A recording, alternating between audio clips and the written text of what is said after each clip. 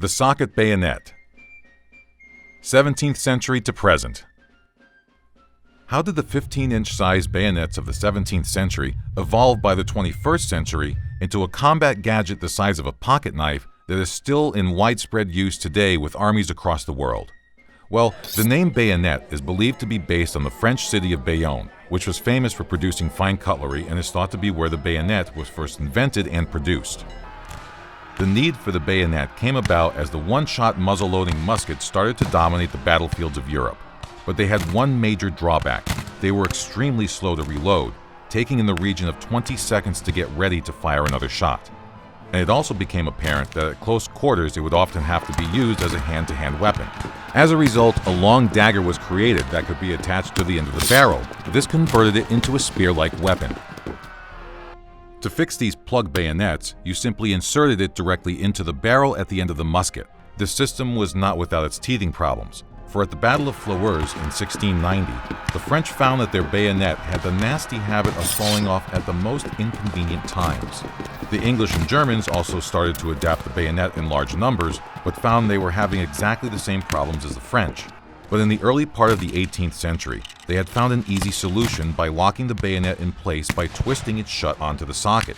This solved the problem completely. To remove the bayonet, you simply twisted it in the opposite direction and pulled on it to take it off. Another important development regarding the bayonet that occurred around the same time was a particularly nasty one.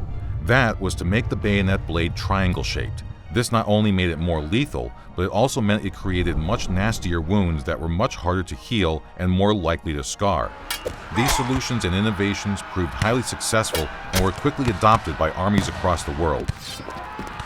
Armies quickly perfected tactics that took full advantage of this new combined infantry weapon. Bayonet charges soon became a common practice during Napoleonic Wars, to be countered with what seemed to be almost impregnable lines of soldiers with fixed bayonets at the ready.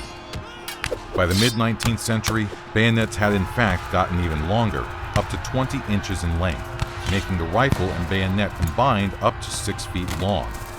This came about as it felt like there was a need for the infantrymen to be able to deal with cavalry more effectively. Another advantage was that these super long bayonets could be used as a short sword separately from the rifle if needed. But as the use of horse-mounted cavalry declined towards the end of the century, the bayonet became smaller and was started to be seen as more a multi-purpose tool than just a melee weapon. Hey Simple History fans, if you're looking for a better way to support the channel and help us create more epic content, consider becoming a member on our channel. Becoming a member means that for just $5 a month, you'll get these amazing perks. You'll be the first to see new episodes with early access. You can watch new episodes before anyone else with this perk.